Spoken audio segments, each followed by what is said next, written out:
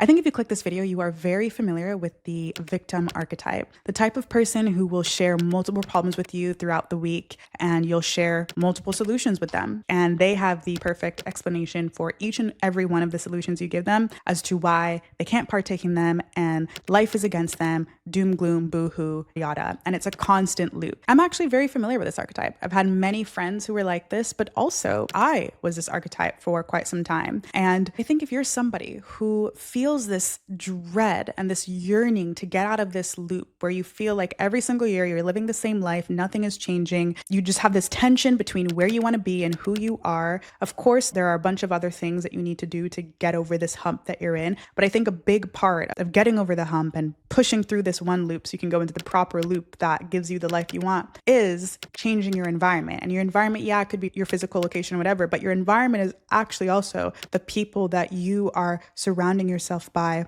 every day, whether that's in person or the people that you're texting, you're sending memes to, people you consider your friends or close acquaintances. That is a big part of your environment. And if those people are all victim archetype, you will never get over that hump and break through that loop and get into the proper loop that you're seeking to be in. It is critical for you to let go of those people, no matter how hard or harsh that it seems, because that corny quote that you hear about you being the sum of the people that you're around, it is not just a saying. It is literally true. It's literally physics. It's chemistry. And at some point you have to realize that no matter how disciplined, strong-willed, or focused you are on a certain path, if you're hanging around people who are constantly blaming everyone but themselves, constantly bonding over misery about the way the world is, the way their life is, the way everything is against them, it will bleed into you. And that is going to stunt your growth. And it doesn't mean that you think you're better than them or you're more evolved than them. Actually, you'll probably do them a favor because they'll be able to build more fruitful relationships with people like them, or they might step into a new version of themselves. And also, you'll be able to build more fruitful relationships, will ultimately help the both of you. So in this video, I'm not only going to talk about how I used to be that victim, how I stepped out of that victim mentality, how I also changed my friend group so I wasn't constantly around those types of people, and what that did to my life. And if you're new here, hello, my name is Danae. Thank you so much for tuning in. So let's just get straight into the tea. I was this victim archetype up until the age of 13, and that might seem young to some of you guys, but from a very young age, I went through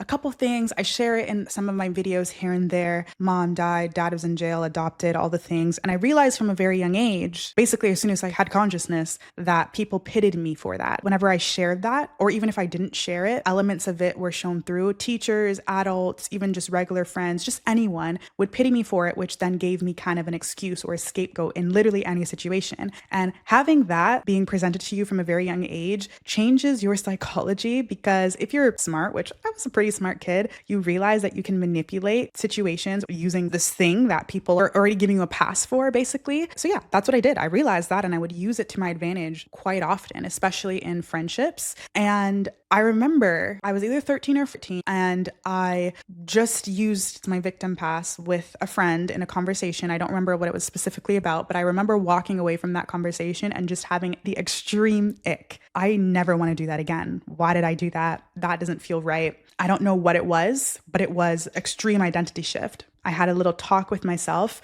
and I said, I don't want to live like this. I don't want to manipulate or gaslight situations. It doesn't feel good. And that's not me. It just doesn't align with me. And from that day forward, I chose to move in my power. I would say my next big identity shift came when I was 21, 22. I had friends of all different archetypes, just different friend groups. I didn't really have one big friend group throughout my life. I was what do they call it? A grazer. Like I would just go through different friend groups. So I was pretty cool with everyone, basically. I could just hop into any friend group, but I didn't have like my squad. Because of that, I was around victims all the time. As I was growing into myself, I was like, okay, I could help you solve your problems. I like to be a fixer, and I would share things with people. And you could tell who was still in that victim mentality because I was so familiar with it. But I never judged them for it because I understood. I had that empathy there. But it does get exhausting. And that was another kind of drive for me to not be like that, because you realize how exhausting it is to be around someone who just never steps up and decides to take control over the things they have control of. Even if life is not presenting you with with the best circumstances. So yeah, I was in this middle ground zone for a while. And then I went to university. The university friendships were a little bit, I would say, easier because everybody is on the same path doing the same thing. But as soon as we graduated and everybody was figuring out their own path, that's when you see who your real friends truly are,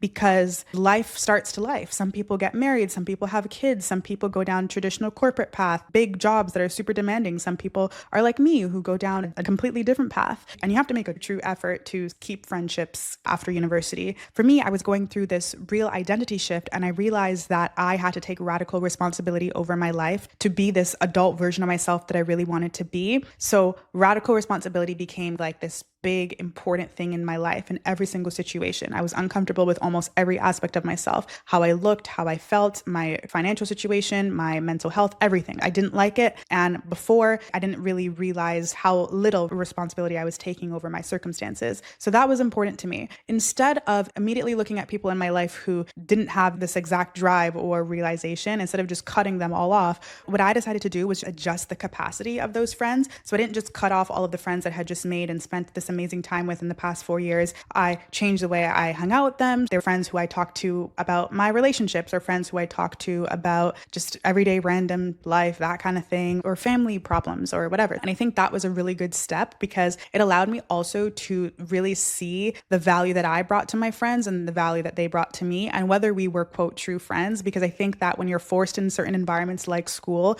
you're just friends with people because of this forced physical space or situation that you guys are all in. But over time, you can see who's really your friend, who really makes an effort to bring value to you, and vice versa. So that really dwindled the friend group down. And that was in the beginning stages of my freelancing journey, where I was trying to find people who could relate to the situations I was in when it came to freelancing, when it came to client problems I was having, or making money, and just figuring out this whole self-employment world. If you're new here, I never had a corporate job after I graduated. I just went straight into freelancing. I was really desperate to be around people who understood what I was going through. And sometimes I would share these issues with my friends and they never really got it, and it would piss me off. And sometimes it would be frustrating, but then I just realized that this is not their world and I shouldn't expect them to have the perfect thing to say, which leads perfectly into the sponsor of today's video, which is She Freelances. She Freelances is my private community and curriculum for women looking to future-proof themselves, earn their own income, and surround themselves by ambitious women who they can relate to. The waitlist is open for the next few days if you're watching this video on the day that I post it, July 24th. If you join the waitlist, you get early access to the community, early access pricing, as well as access to private masterclass that I will be hosting later this month. If that sounds of interest to you, definitely click the link in the description. So yes, I took this radical responsibility over my life and I became more conscious of the value that my different friends brought to my life.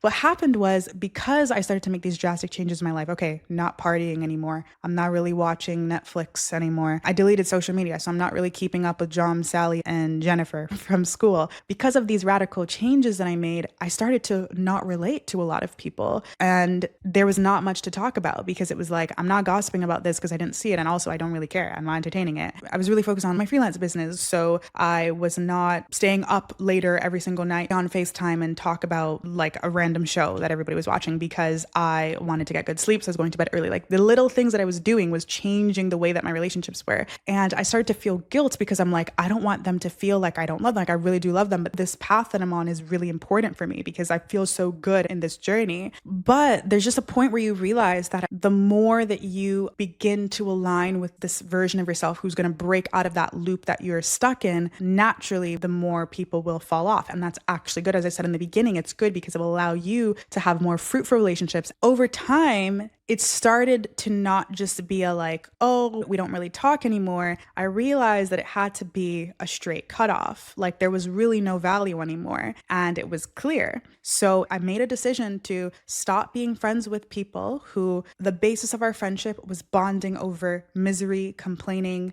and being a victim, because there are friendships like that. And it's very easy to spot out if you're acting in the opposite way in your day-to-day life consistently. Base of my friendships now, no matter what they do, who they are, because all of my friends are very different from me, completely different life situations, all the things. But the baseline of our friendship is bonding over creativity, growth, a zest for what's possible, radical responsibility. Another criteria I had is that I needed to be friends with people who I could be honest with. Now, I think a lot of times in my female friendships, we would be so empathetic and we can really see why people are making decisions. So it's a little bit more difficult to be super, super truthful. Like when she's telling you about her situationship being literally the worst man alive, but she's still going to see him tonight. It feels a little bit weird to be like, babe, come on, this is not for you. But now I realize that I want to be around people who, at the bare minimum, even if they're still going to go do the thing, I can be honest with them and plant seeds in their heart. And that's a big criteria now. So I call out low vibrational thinking or energy with the people in my life. And if I feel like I can't do that, it is probably because they're too engrossed in that victim mentality and they'll lash out at that. And they don't have any semblance of a growth mindset. So we're probably not meant to be with each other. As I said, my friends are in a completely different worlds, different industries, different life circumstances, married, not married, all the things. But we have a baseline of respect and a baseline of honesty. And while, yes, you'll gossip from time to time, and life will suck here and there, and we'll talk about that. But our baseline isn't seeing the world as doom gloom. Our baseline is seeing the potential and the beauty in life. And I absolutely do not hang around people now who speak limitations over my life. So I remember a big part of the cutoffs that I did end up making after I started to act in this new version of myself were people who I would share my goals with or things I was currently doing, and they would have this smug like laugh or scoff or tell me, oh, you think you can do that? Or come on, Danae, only X% of people can do that, or this and that. I hated being around people like that. And I knew that was not for me, because even if I'm strong-willed, that little ounce of doubt will change the way that I view what I'm doing and what I'm working towards. And even if I think deep down that I can accomplish something, I still tell myself I can, because I think you need that level of delusion in your life. But the caveat is people aren't perfect, and I'm not perfect. If the people in my life, the friends that I choose to keep, have all of this criteria and where our friendship's great, there'll still be times when we don't align with things, or maybe sometimes they do doubt me, or they do have a time period in their life where they're more of a doom than usual, or whatever the case is. I've just taught myself how to filter out things that are not for me, because you can't have an expectation that everyone's going to be perfect and fit your perfect friendship checklist every single day, whether it's a friendship or a romantic person. So for me, there's leeway, right? People go through different seasons in their life. And then also that helps, because if you see a friend in a certain era for a while and you notice that the things that they're talking about, or the things, the drama that's in their life is starting to get a little bit, maybe you could do something about this differently. I don't know what we have going on, but as long as they hit that baseline criteria, you'll be able to show up for them with honesty and with respect. And you know that they'll come around eventually. I think that's the most healthy type of relationship. So again, yeah, I think if they have that baseline, then you're off to a good start, but don't expect everybody to be perfect all the time. Now that I've done this, I feel this sense of freedom in that I don't have a constant loop in my mind. What would happen in the past is I would have a friend say something about something I was doing or that made me doubt myself, and I would have that loop, and then I would have slight resentment towards them. Or I would constantly have a loop of a friend who's just always in drama, always doing something that they probably shouldn't be doing, and I would be a little bit anxious about it, and they'd be getting themselves into sticky situations, and it would just be constant loops in my head of these things, and I'm trying to maneuver my own life, but also maneuver theirs and try to come up with solutions that they're never even going to take on. So once I did this, it gave me a sense of freedom, because I was free from all of that extra kind of gunk that's just there for no reason, because we're not adding value to each other anyways. And it allowed me to fully act in my true self, because I have a lot of videos where I talk about people pleasing and that kind of thing. And that was something I did for a while because I didn't feel like I could act as my true self. And I was like, okay, if I say I don't party anymore, if I say I don't do this anymore, people aren't going to understand, they're not going to get it, and I'm not going to really have any friends. But actually, you can just have friends that are aligned with you or understand the path that you're on. My friends still party, my friends still do different things. But again, our friendship is based on the baseline that I just explained. So they love me for who I am as the past version of myself and as this version of myself. And I know that to be true. So I'm not worried about acting in a certain way to please them or to stay involved in this group, because at the end of the day, our friendship is built off of true honesty, growth, creativity, etc. We're all aiming essentially for the same thing, even if it doesn't look the same in practice. And the thing is, you don't have to be a bad person to have bad energy. Just because somebody is in that era in their life or they've been stuck in that era doesn't mean they're a bad person. And I have a lot of empathy for people because, again, I can relate to them. And I think that the world makes it easy to stay in that mindset. But you do have the choice to decide whether you want to keep absorbing that. Choosing not to will be the best decision you ever make, because it will allow you to live in your true self. And alignment in life solves so many things. I think not living in alignment actually is more detrimental than people think. This is is not medically backed. This is just my own opinion, but I think that not living in alignment actually probably makes you physically sick because you're constantly stressed, which then takes a toll on your body. And then you have these chronic health issues and these things come up in inflammation because you're so misaligned from your path. So that's why I just always talk about alignment, because I think it's so important. And the base of alignment starts with your environment, the people you surround yourself by, the actions you take. And if the people you surround yourself by, when the actions you take or understand it, it's going to make you not want to do it or doubt yourself or whatever the case is. When you work so hard to get yourself out of that victim mentality, to push yourself to get into this new mindset and really work on getting on your path, why would you want to let someone else or a friendship who isn't even bringing value to your life ruin all of that? If you want to change your life, you need to change what you tolerate, no matter how hard it is. The right people won't drain you, they'll charge you up. So protect the energy and the people you allow into your life like it's a job, because it is. We'll talk soon.